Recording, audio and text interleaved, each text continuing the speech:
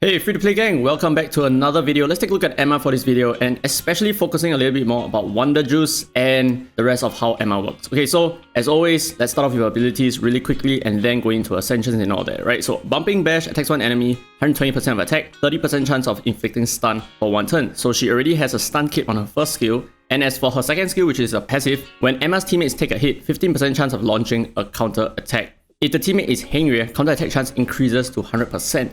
So she counterattacks with her second skill here, where the counterattack hits the enemy 3 times, damage per hit is 58% of attack, and each hit has a 30% chance of inflicting stun for one turn, another stun on her kit. Now if the enemy is afflicted with stun after the counterattack, Emma gains 25% AP. Now this only triggers once per turn, and if Hengrye is an ally, Emma gains Wonder Juice at the start of combat, which is her R2 effect. Now this is what Wonder Juice does. When Emma dies, she is revived with full HP and gains max stacks of Grumpy. So this is what Grumpy does, attack plus 2% up to 20% with 10 stacks. Now, as for her third skill, Stomping Smash, attacks all enemies, damage is 90% of attack. So they actually nerfed her damage output a little bit. I think it was 140%, I think, but it was reduced to 90%. I think it's because this is way too easy to abuse and therefore they had to nerf it a little bit, but it kind of sucks. But of course, it should also be noted that we have other ways of gaining more attack power, which is 20% attack from Grumpy itself, which means this 90% will be multiplied by another 20% times 1.2, which is 110-ish or something like that. So the AoE damage is not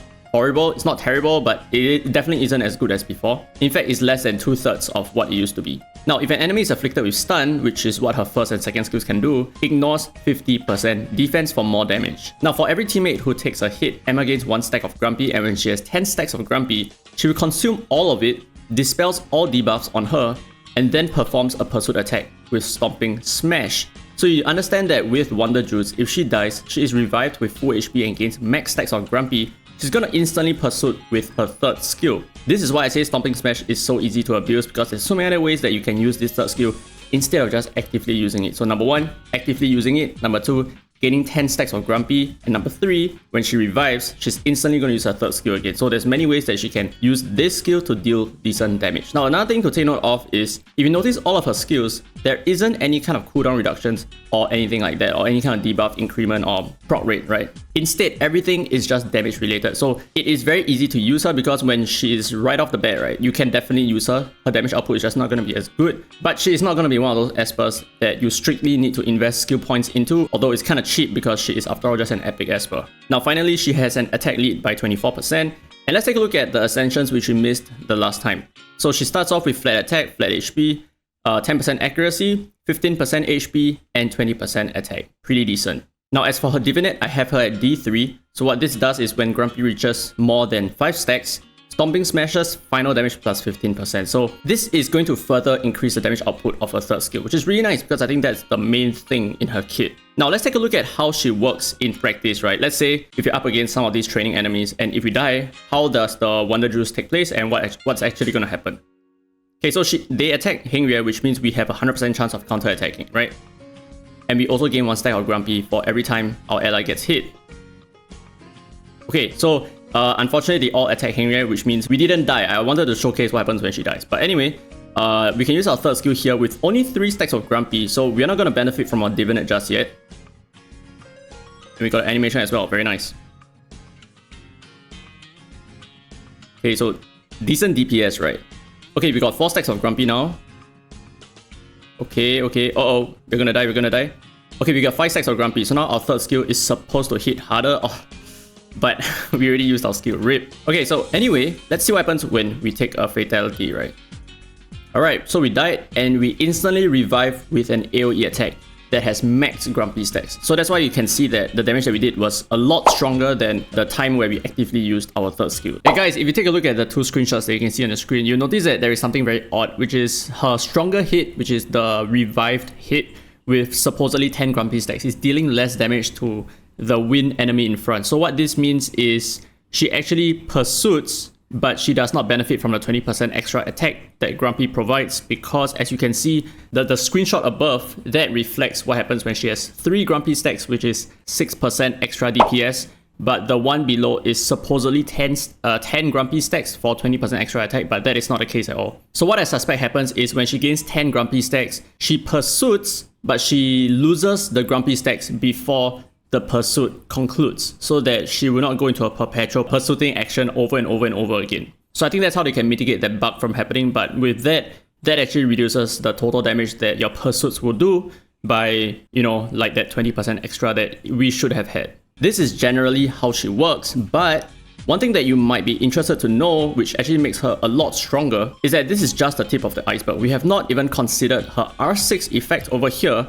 When casting Stomping Smash, even via pursuits, Emma calls in Hengria to cast Golden Moon.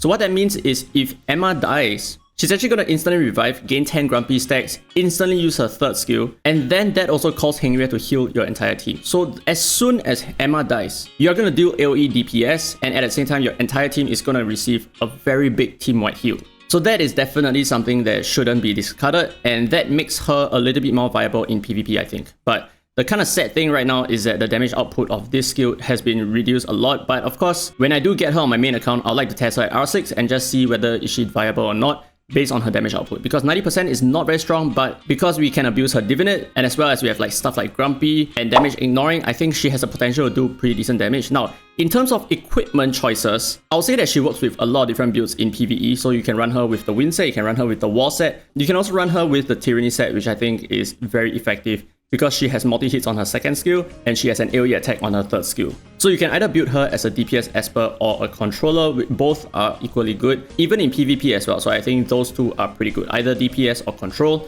both will work. Now, one final test, we're going to see what happens when we have a lot of Espers on our lineup and what happens when we receive AoE damage or like multi-hitting AoE damage, for example. How does the Grumpy stack? Does it stack per hit or does it stack per attack? The Floor Runner mid-boss is going to land a lot of AoE attacks on us. Okay, so he's going to take a turn now, multi-hit us, and we only got 4 stacks of Grumpy. So multi-hits do not multi-stack Grumpy. It's not based on hits actually, right? So if you take a look at what her skill tooltip says, when Emma's teammates take a hit, but it's not really take a hit, it's whenever your teammates get attacked. So taking a hit means if you get multi-hit, then you should get multi-stacks, right? But that's not the case. So yeah, do take note that it is actually quite difficult to stack 10 times because your entire team needs to get hit by an AoE attack more than twice. Because she alone, if she gets hit, she will not receive Grumpy stacks.